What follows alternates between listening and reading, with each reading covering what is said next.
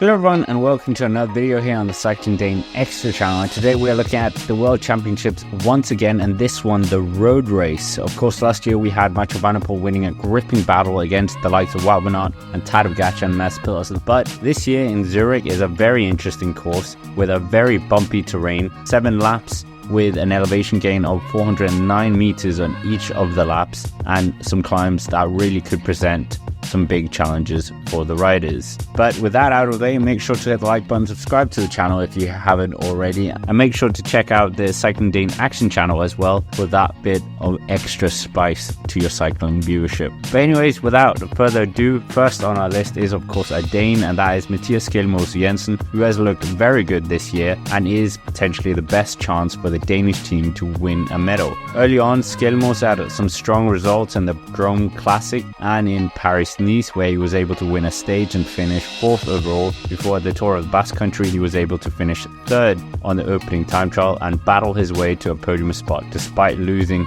the lead on the final day. From there, Mathieu Jensen didn't have the best Ardennes campaign, with his dramatic hypothermia incident being the highlight or the downlight. But at the Tour de Suisse, he did a strong defense of his title and finished 3rd overall after finishing 3rd on the Gotthard Pass and 3rd in the final time trial. And the season's goal for the Dane was of course La Vuelta a España, where he was able to finish 5th, having battled very hard in the mountains, and he was able to win the white jersey as well in the process. But from there, unfortunately, at the Tour of Luxembourg, he had to abandon due to knee injury, which is a concern for all of us, but they didn't seem too dispirited, the team. However, that aside, Mathieu Jensen is a very solid rider with a very capable punch and should hopefully be in his nice form after that solid Vuelta a España. And if the race unfolds in a favourable manner, I certainly think that Skelmose could be up there challenging for the medals. Next on the list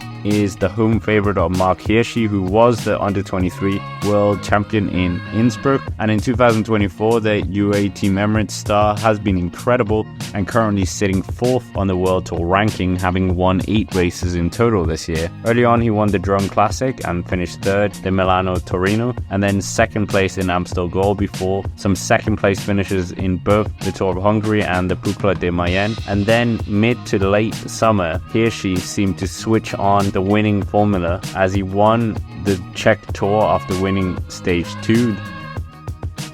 Then he won San Sebastian, followed by 4 more races: the Britannia Classic, GP Industria, Coppa Sabatini, and the Memorial Race of Marco Pantani. So the form is definitely there for the Swiss rider, and the Swiss team really could rally behind their man, who is a formidable puncher, and on his day he could really do some damage. With this solid team as well of Dillier, Jacobs, Vossard, Schmidt and Kuhn, this Swiss team really could be mixing in with some of the favourites teams as well. Not the favourite Mark Hirschi, but certainly has a shot at a medal. Before we go into the top 3, just some other teams of note. The Australian team are very interesting, with the likes of Ben O'Connor and Michael Matthews, who seems to be very incredible when it comes to the world. We also have the French team of Romain Bardet and Julien Philippe. Romain Bardet of course finished 2nd in Innsbruck at the elite road race, and Alaphilippe, a 2-time winner himself. The Great Britain team as well looks very strong, with Stephen Williams after winning the Tour of Britain, and the Yates brothers as well, very strong, as well as Tom Pidcock, so potentially the British team could do some damage. Before we go into the top 3, make sure to hit the like button and subscribe to the channel here on the Cycling Dane Extra. Let's try and get to 20,000 subscribers. Next on the list is the golden Remco Evenepoel, who managed in 2024 to bounce back from that horrendous crash in the Tour of the Basque Country to finish 3rd on the podium in his first ever Tour de France, where he even won the white jersey and the first time trial stage. The Tour of Britain was nothing to write home about, but it seemed to be more of a form tuner, as Remco Evenepoel recently won the World Time Trial Championships for the 2nd time in his career, beating out Philippe Ugano once more. And this was of course despite his very unlucky start. Remco Evenepoel this year already wrote history, as he became the first rider to win the gold in both in the time trial and in the road race at the Olympics, which was an incredible feat for the Belgian, and he could do something extraordinary once more, becoming the first rider to do the double at the World Championships, winning both the time trial, which he's already done, and now winning the road race. He would thereby be the first rider to win the double in both of those, and also double in the double. So quite a feat if he pulls that off. Remco Evenepoel will be very dangerous on this course, and he showed in 2022 how hard it can be to drag the aero bullet back if he's let off the leash. Belgium are bringing a very strong team, admittedly not with Wout van Aert, but they definitely have a lot of strong riders with them, with the likes of Tim Wellens, Van Giels, De Plus and Tiesj Benoot, all capable of potentially controlling any dangerous moves. Remco Evenepoel really is a solid rider. He's able to attack from anywhere, and if he is let go, it's very hard to bring him back. Very punchy, very strong, and I think he certainly will be one of the danger men for this race. Number 2 on the list is the slimmed down Mathieu van der Poel, who is the defending champion from last year in that heroic battle on the roads of Glasgow, and he has been in incredible form on the road so far this season, with his teammate heroics in Milan-San Remo,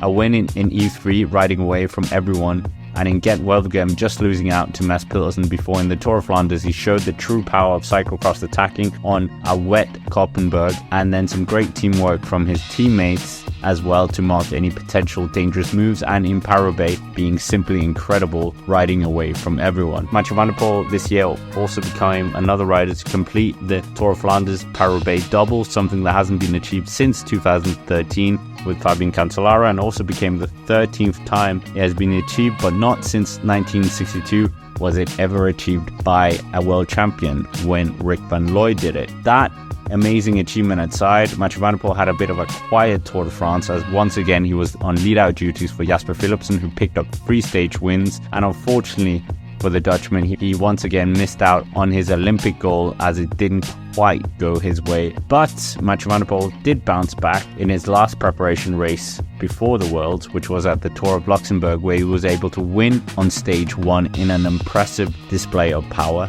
He lost out to Mads Pedersen on stage 2, 2nd on stage 3 as well, 5th in the time trial, and 6th on the final stage, but still finished 2nd overall, so not too bad. Mathieu van der Poel will have the full support of his Dutch team, and certainly is looking like a strong contender with his slimmed down frame and his explosive power as well. He should be able to roll with the punches from the Grand Tour riders, hopefully, such as Remco Evenepoel and the next rider on the list. But can Mathieu van der Poel do the double? Now coming to number 1, and no surprise that this is the rider who's been dominating all aspects of 2024, and that is of course Tadej Pogačar.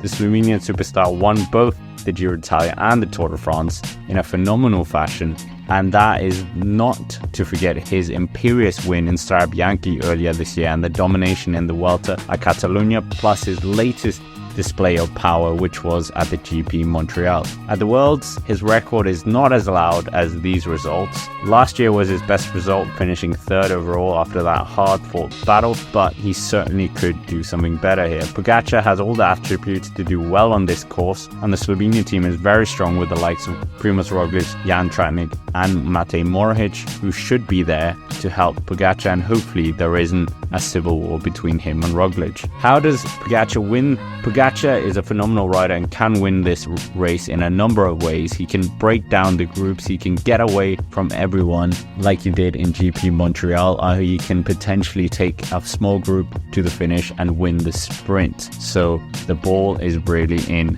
Pogačar's court. If Pogačar were able to drop both Remco Evenepoel and Mathieu van der Poel and finish the race number 1 on the road, he would complete the Triple Crown as well, becoming the first rider to do that since Steven Roach in 1987, and the only other rider who's done that is of course Eddy Merckx. And if you want to hear more about me comparing him to Eddy Merckx, why not click the video up here. Anyways, with that, that's basically it for this video. Make sure to hit the like button and subscribe to the channel here on the Cycling Dane Extra, and of course as always, comment down below who you think's gonna win this race and if I've missed any favorites out. With that, thank you for watching, and I will see you around.